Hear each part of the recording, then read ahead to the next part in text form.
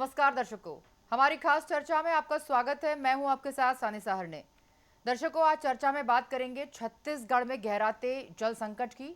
छत्तीसगढ़ में अब गर्मी की शुरुआत के साथ ही जल संकट के बादल गहराने लगे हैं और इसका सीधा असर प्रदेश के बड़े और मध्यम स्तर के बांधों पर भी पड़ रहा है। पिछले साल की तुलना में इस बार बांधों में 20 से 39% जल भराव कम है और छोटे बांधों की स्थिति और भी खतरनाक स्तर पर पहुंच गई है। जी हां, छोटे स्तर के अधिकांश बांध सूखने के कगार पर पहुंच गए हैं। इससे आने वाले दिनों में जो कि पेयजल को लेकर एक बड़ा संकट खड़ा हो सकता है। भूजल का नीचे गिरना बड़ी चुनौती रहेगा। ये प्यास पर संकट की आहट है और यदि समय रहते हुए जल दोहन को रोकने का काम नहीं किया गया तो परेशानी भी भयानक हो सकती है। जल संरक्षण के लिए बड़े कदम उठाए जाने की जरूरत है। आपको बता दें कि छत्तीसगढ़ का प्रमुख जिला राजनांदगांव का भी बुरा हाल है। यहाँ गर्मी का तीखा एहसास होने लगा है और इसके साथ ही जल संकट की खबरें आने लगी हैं। राजनांदगांव की बात करें तो राजनांदगांव के साथ ही डोंगरगढ़, डोंगरगांव भी डेंजर जोन में शामिल है। तो आज इसी विषय पर चर्चा के लिए हमारे साथ मेहमान जुड़ गए हैं। गणेश कछवाहा जी जुड़ेंगे हमारे साथ, जो कि जिला बचाव संघर्ष मोर्चा से हैं। साथ में जुड़ेंगे वरिष्ठ पत्रकार विनय पांडे जी और जुड़ेंगे नदी घाटी मोर्चा से गौतम बंदोपाध्याय। और इन्हीं से हम आज इस विषय पर, गंभीर विषय पर चर्चा करेंगे। आपको बता दें कि पिछली बार जो था जल संकट इतना गहरा नहीं था जितना इस वर्ष है। और हमारे साथ मेहमान जुड़ गए हैं। सभी का इस चर्चा में बहुत बहुत स्वागत है। गणेश जी, आपको आवाज आ रही है? विनय पांडे जी, आपको आवाज मिल रही है? जी जी, और बिल्कुल गौतम बिल्कुल जी, आवाज आपको मिल भी मिल रही रही है? तीनों का बहुत स्वागत। देखिए, सबसे पहले सवाल मैं आपसे करना चाहूंगी गौतम जी। देखिए, क्या है कि छत्तीसगढ़ में पानी की कमी का सबसे बड़ा कारण आपसे हम पूछना चाहेंगे क्या है? क्या ये सूखे, बढ़ते तापमान या जल संसाधनों के गलत प्रबंधन के कारण हो रहा है? क्या गिरते जल संकट को देखते हुए सरकार ने क्या कुछ कदम उठाए, आपसे जानना चाहेंगे। जी जी, वरिष्ठ पत्रकार कौन जुड़े हमारे साथ, पहले तो नाम बता दीजिए। किसको आवाज मिल रही है? हेलो। अब हाँ जी, किसको आवाज मिल रही है? प्लीज अपना नाम बता दीजिए। हाँ, आवाज मिल रही है। विनय आपका नाम पांडे। बताइए सर। विनय पांडे। विनय सर, बहुत बहुत स्वागत इस जी। चर्चा में। देखिए सर, मैंने ये थैंक यू। सवाल किया था कि छत्तीसगढ़ में जल संकट गहरा रहा है। पानी की कमी का सबसे बड़ा कारण छत्तीसगढ़ में क्या है? क्या ये सूखे, बढ़ते तापमान या जल संसाधनों के गलत प्रबंधन के कारण छत्तीसगढ़ में इस बार पानी की समस्या देखी जा रही है? आपसे जानना चाहेंगे। जी, मैं ये बता दूं कि छत्तीसगढ़ शुरू से, जब से छत्तीसगढ़ का निर्माण हुआ तब से छत्तीसगढ़ में इंडस्ट्री, बहुत सारी खदानें आई हैं। और यहाँ पे जंगलों की बहुतायत थी कभी, बहुत ज्यादा। लेकिन जंगलों के बीच में लोहे के जंगल उगाए गए, बहुत सारी फैक्ट्रियां लगाई गई बेतरतीब ढंग से।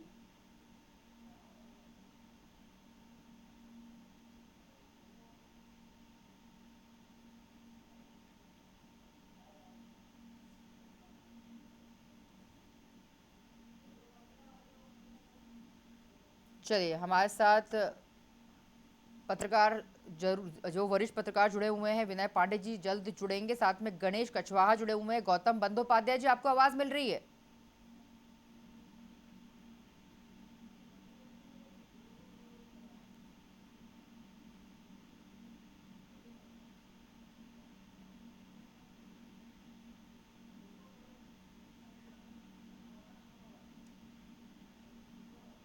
गणेश कछवाहा जी, आवाज मिल रही है आपको?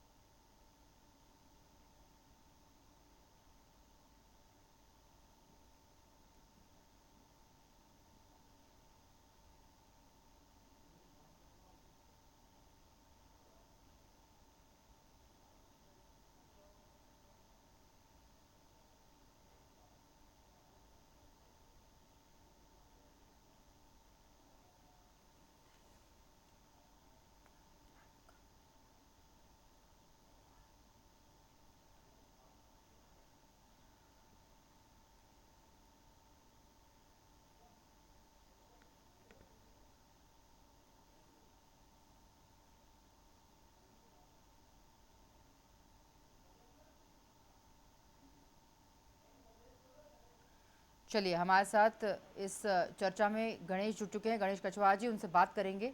सर, आवाज़ मिल रही है आपको? आ रही आ रही आ रही। देखिए, आप जिला बचाओ संघर्ष मोर्चा से हैं और हाँ आप जिस तरह से करीब से देख पाते हैं छत्तीसगढ़ के जल संकट को, जिसमें गिरते जल संकट की अगर हम बात करें तो क्या कदम सरकार ने उठाए हैं? क्या सरकार ने जल संचयन, जल प्रबंधन या अन्य समाधानों पर क्या काम किया हुआ है? पहली बात तो ये समझना पड़ेगा हमको कि छत्तीसगढ़ बने लगभग 25 साल हो गए, लेकिन अभी तक सरकार के पास छत्तीसगढ़ राज्य की कोई भी जल नीति नहीं है। सरकार के पास ये भी सही आंकड़ा नहीं है कि हमारी क्या उपलब्धता है पानी की, पानी का कैसे मैनेजमेंट किया जाए, क्योंकि अभी लगातार पानी के प्रबंधन में हमारे छत्तीसगढ़ में संकट पैदा होता जा रहा है। अभी आईएमडी ने भी संकेत दिया है और चेतावनी दी है कि इस बार जल संकट बहुत गहरा हो सकता है। और छत्तीसगढ़ में जो स्थिति पैदा हुई, बस्तर में, राजनांदगांव में, बिलासपुर संभाग में, रायगढ़ में, ये संकट बहुत ही गहरा हो गया है। हमारे पास जो भी डैम है या जो हमारे पास छोटे छोटे बांध हैं, उनकी भी क्षमता में बहुत कमी आ गई है। और ये सब हो रहा है जल प्रबंधन की कमी के गलती की वजह से। और हमारे पास जो नीतियां हैं वो गलत नीतियों की वजह से हमारे पास जितने भी पानी के संसाधन हैं उसका सबसे अधिक दोहन उद्योगों के द्वारा किया जा रहा है। और लगातार सामाजिक संगठनों के द्वारा, जल विशेषज्ञों के द्वारा सरकार को आगाह किया जा रहा है कि आप जल प्रबंधन करें, लेकिन फिर भी कोई जल प्रबंधन की ओर ध्यान नहीं दिया जा रहा है। वो केवल उद्योगों की सेवादारी में लगे हुए हैं और इसीलिए संकट गहरता जा रहा है। देखिए, हमें आप याद जिला बचाओ संघर्ष मोर्चा से हैं और सीधी सी बात है, ये जो आप बता रहे हैं कि ये नहीं लगता कि सूखा, बढ़ते तापमान या जल संसाधनों के गलत प्रबंधन के कारण हो रहा है? और जैसे कि यस आपने यस बताया कि सरकार को एक क्या जरूरी कदम अब उठाने चाहिए, जल प्रबंधन या अन्य समाधानों पर क्या काम किया जाना चाहिए? यस बिल्कुल सरकार को ध्यान देना पड़ेगा कि हमारे पास जल प्रबंधन के लिए विशेष रूप से काम किया जाए। वैज्ञानिक तौर पर हमारे पास अभी, क्योंकि गर्मी के समय पे आप ज्यादा कुछ नहीं कर सकते। आप केवल इतना कर सकते हैं कि जो हमारे पास पानी की उपलब्धता है उस पानी को कृषि के लिए और पीने के, आम जनता को पीने के लिए शुद्ध पानी मुहैया कराएं। अभी हम उद्योगों को कम पानी दें, लेकिन सरकार ने बहुत ही गलत तरीके से उल्टा काम किया। आपको याद होगा 2017 में छत्तीसगढ़ सरकार ने, उस समय बीजेपी की सरकार थी, उस समय उन्होंने बकायदा एक शासकीय सर्कुलर जारी किया था कि रबी फसल नहीं ली जाएगी क्योंकि पानी की कमी है। अगर रबी फसल लिया जाता है तो उन किसानों को दंड दिया जाएगा। ये बहुत ही अजीबोगरीब सर्कुलर छत्तीसगढ़ शासन के द्वारा जारी किया गया था। जब तमाम जनता ने, ग्रामीणों ने, किसानों ने इसका विरोध किया, तब सरकार ने इस सर्कुलर को वापस लिया था। माने सरकार को प्रबंधन इस प्रकार से करना चाहिए कि पानी की हमारे पास जो उपलब्धता है उस उपलब्धता के हिसाब से उद्योगों को पानी दिया जाए और सबसे पहले प्राथमिकता किसानों को और पानी पीने के लिए दिया जाए। और बरसात के समय में हमें जल प्रबंधन को और दुरुस्त करना चाहिए ताकि जो बरसात का बहता हुआ पानी बहुत ही व्यर्थ में चला जाता है उसको हम किस तरीके से संचय करें और वाटर हार्वेस्टिंग सिस्टम के माध्यम से हम जल स्तर को ऊंचा कर सकते हैं। अभी हमारे पास छत्तीसगढ़ के लिए बहुत जरूरी है कि वाटर हार्वेस्टिंग सिस्टम को मजबूत करें। कम से कम गर्मी में ये काम हम कर सकते हैं। आप जिला बचाओ संघर्ष मोर्चा से, आपका मोर्चा क्या क्या काम करता है? अगर जल प्रबंधन की बात करें तो क्या पानी की कमी से लोगों के दैनिक जीवन में या कृषि में या उद्योग पर जो असर पड़ता है, उसमें आपका मोर्चा किस तरह से लोगों की मदद करता है और सरकार को कैसे जागरूक करता है? हम लोगों से संपर्क लगातार बनाए रखते हैं और जनता को भी हम ये समझाने की कोशिश करते हैं कि वो कम से कम वाटर हार्वेस्टिंग सिस्टम को मजबूत करें। अपने अपने इलाके में अपने अपने संसाधनों के हिसाब से वाटर प्रबंधन करने की कोशिश करें और जल का दुरुपयोग कम करें, इस बात को ध्यान रखें। और हम बकायदा सरकार को इस बात के लिए पत्र देते हैं, मांग करते हैं और उन्हें भी हम सलाह देने की कोशिश करते हैं। लेकिन सवाल यह है मैडम अभी कि सरकार की पूरी सोच और पूरी नीयत ही बदल गई है। जनता जितनी भी डिमांड करती है, जनता जो मांग करती है उस पर कोई ध्यान नहीं दिया जाता है। पूरी सरकार, चाहे छत्तीसगढ़ की सरकार हो, चाहे केंद्र की सरकार हो, इन ठीक है सरकारों को गणेश ध्यान दें। कछवाहा जी, मैं आपको रोक रही हूँ बीच में, आपसे फिर से जुड़ती हूँ। हमारे साथ विनय पांडे जी भी, वरिष्ठ पत्रकार भी जुड़ गए। सर, आवाज मिल रही है आपको? जी जी जी, हाँ, और मिल साथ रही में है आवाज। नदी घाटी मोर्चा से गौतम बंदोपाध्याय, आपको भी आवाज मिल रही होगी, उम्मीद कर रहे हैं। ठीक है, हम ये जानना चाहेंगे आपसे कि बढ़ते जल संकट को देखते हुए भविष्य में क्या हो सकता है? क्या पानी की कमी और बढ़ सकती है, या सरकार के कदमों से स्थिति में सुधार होगा? अगर देखा जाए, हम वैसे तो छत्तीसगढ़ में वार्षिक वर्षा का जो औसत है देश की वार्षिक वर्षा से अधिक है, फिर भी पर्याप्त संरक्षण क्यों नहीं है? बताइए विनय जी। जी, अ, हम तो एकदम से ये मतलब ऐसा नहीं कर सकते, बिल्कुल निराशावादी तो नहीं हो सकते कि अब कुछ हो ही नहीं सकता। कुछ हो सकता है, और बहुत सारी चीजें इस पे डिपेंड करती हैं कि किस तरह से सरकार जल नीति को बनाए। हालांकि ऐसा नहीं है कि सैद्धांतिक रूप से सरकार ने कुछ नहीं किया है, सरकार ने भी कुछ कदम जरूर उठाए हैं, लेकिन व्यवहारिक रूप से वो परिलक्षित होते नहीं दिखता है। वो पूरी तरह से लगता नहीं कि वो कारगर है। इसलिए सरकार को जो कदम उठाने चाहिए, जैसे छोटी छोटी चीजें, जैसे गर्मियों में वो बोरिंग, जो पीने के लिए पानी के लिए अगर कोई बोर करवाता है तो उसको वो लोग बैंड कर देते हैं। रबी की फसलों के लिए कई बार धान खरीदी नहीं होगी, रबी वाले धान की खरीदी नहीं होगी, क्योंकि आप पानी गर्मी में पानी सींच रहे हैं धान को ज्यादा पानी की जरूरत होती है सींचने के लिए। इन सब चीज एक छोटे मोटे कदम है, कोई बड़ा कदम। वाटर हार्वेस्टिंग की जहां तक बात है, वाटर हार्वेस्टिंग का भी नियम है, लेकिन नियम कितना कारगर है और ये नियम जो है वो कितना ज्यादा व्यवहारिक रूप से विनय जी, लागू किया जा रहा है, ये सब चीज, इन सब चीजों पे विनय निर्भर जी, करता है कि आप आगे के जो जल संकट है उसको आप कैसे देख रहे हैं, देखिए उसको हम आप आपसे किस ये तरह से। जानना चाहेंगे, विनय जी आप वरिष्ठ पत्रकार हैं, आपसे ये भी जानना चाहेंगे। देखिए वर्षा का संबंध सीधे सीधे पेड़ों से है, वन से है, और वन अच्छा खासा जो है वहाँ पर वन क्षेत्र है छत्तीसगढ़ में। वार्षिक वर्षा का औसत भी अच्छा है पूरे देश भर से। तो आपसे ये जानना चाहेंगे कि जल संसाधन संरक्षण, नियोजन, प्रबंधन की आवश्यकता है, कैसे करेंगे?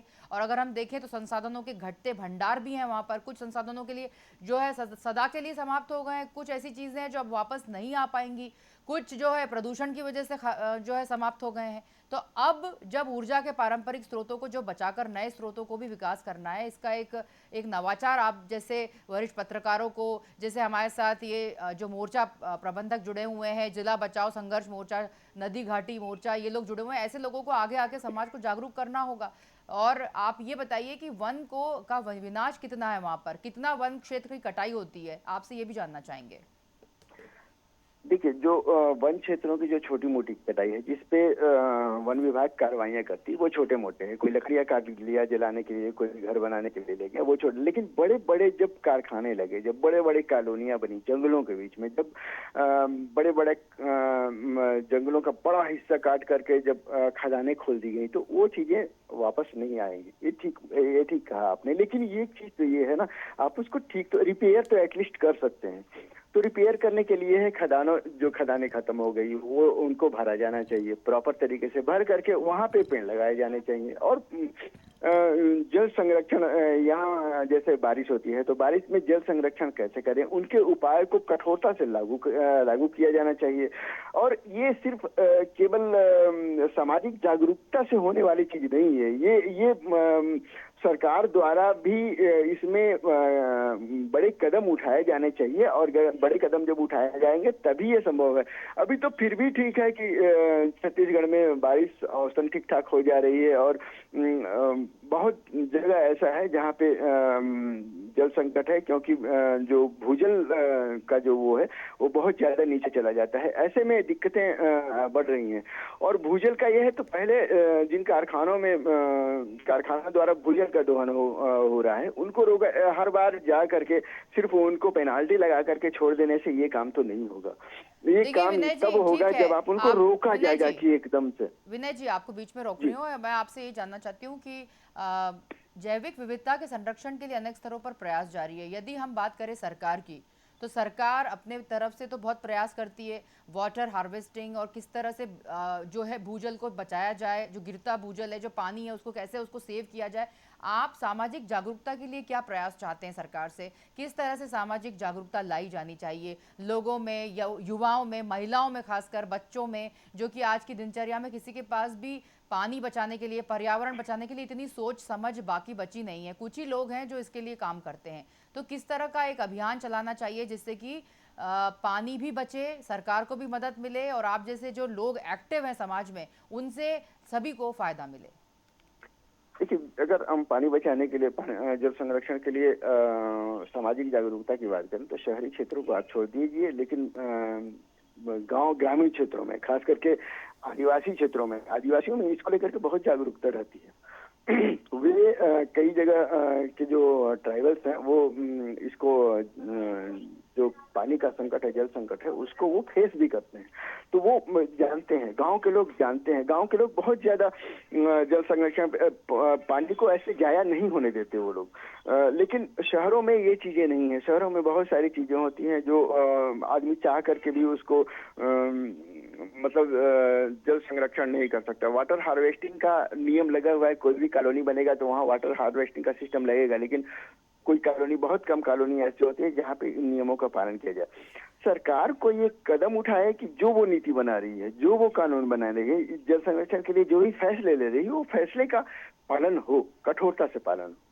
ये ठीक सब है। जो चीजें हैं उनका अगर पालन होना शुरू हो गया तो निश्चित रूप से लोग, गांव के लोग जागरूक हैं, ग्रामीण वो आदिवासी अंचल के लोग जागरूक हैं, शहर के लोग जागरूक हो जाएंगे। इसमें कोई बड़ी बात नहीं है।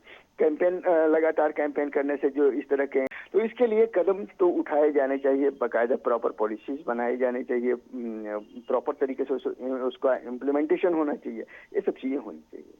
ठीक है। गणेश गणेश जी, आपको आवाज मिल रही है? हाँ, आ रही है। देखिए सर, देखिए क्या है कि जल जितना महत्वपूर्ण अपना खुद के लिए है, इंसान के लिए है, उतना ही जानवरों के लिए भी ज़रूरी है। तो कैसे आपके, अगर हम छत्तीसगढ़ की बात कर रहे हैं, इस बार गर्मी ने दस्तक दे दी है, राजनांदगांव डेंजर जोन में है, डोंगरगांव, डोंगरगढ़, ये सभी जो कि बहुत हाईलाइटेड है, वहाँ पानी की बहुत कमी है। तो आप ये बताइए कि इस बार जो है आपका जिला बचाओ संघर्ष मोर्चा क्या ऐसे नवाचार करने वाला है, क्या ऐसा कुछ नया करने वाला है, लोगों को जागरूक करने वाला है, स्कूलों में, कॉलेजेस में, क्या कुछ जानकारी पानी बचाने के लिए आप लोगों के मोर्चे की तरफ से की जाने वाली है? देखिए, जिला बचाव संघर्ष मोर्चा तो लगातार इस काम को लेकर के जागरूकता के अभियान में प्रयासरत है। लेकिन हमारा ये कहना है कि खाली एक जागरूकता अभियान से या सामाजिक सरोकार से इस संकट को हल नहीं किया जा सकता। इसके साथ साथ सरकार को बड़े कदम उठाने पड़ेंगे। अभी देखिए, अभी हमारे पास जो रिपोर्ट आ रही है उसमें केलो डैम में 25 से 33% पानी कम आया हुआ है, और सबसे ज्यादा खतरा आ गया है मिनी माता बांगूर डैम में भी आ गया है, उसमें भी 18% कमी आ गई है। रवि शंकर सागर में 19% कमी आ गई है। ये जो कमी आ रही है इसके कारण को खोजना पड़ेगा। कोडार में 22% की कमी आ गई है, मुरुम सिल्ली में 39% की कमी आ गई है। ये जो डैम में भी पानी की कमी आ रही है, ये बहुत चिंताजनक हो रहा है, और इसको बचाने के लिए सरकार को निश्चित रूप से एक बड़ी पॉलिसी तैयार करनी पड़ेगी। जैसे मैंने पहले ही कहा कि सरकार की सबसे बड़ी कमजोरी है, हम लगातार डिमांड सरकार से करते आ रहे हैं कि आप एक छत्तीसगढ़ की जल नीति बनाइए। जब तक किसी राज्य की जल नीति नहीं होगी तो आप कैसे डिसाइड करेंगे कहाँ क्या संकट आ रहा है, कहाँ क्या गड़बड़ी हो रही है।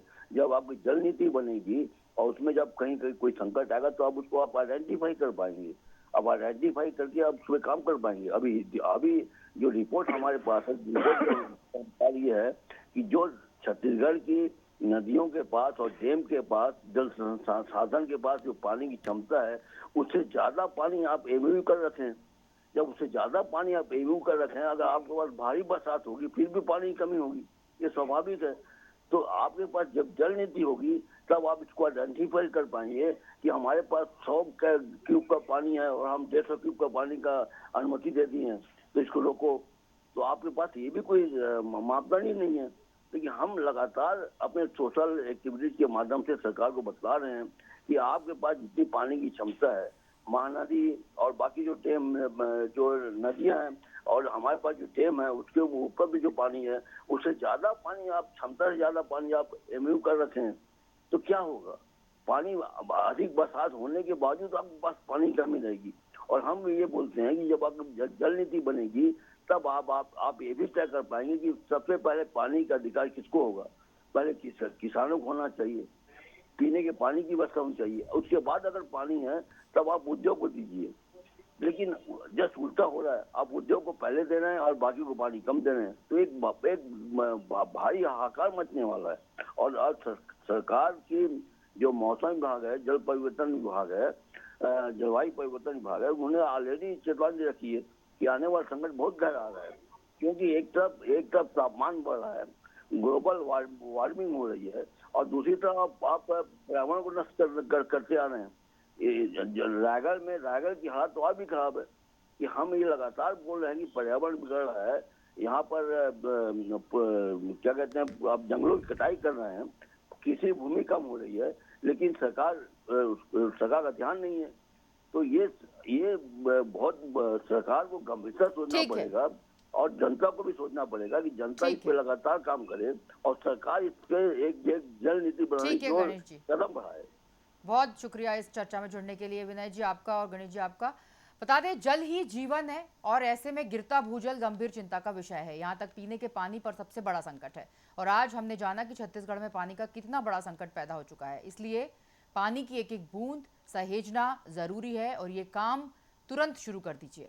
तो फिलहाल चर्चा में इतना ही, दीजिए इजाजत, नमस्कार।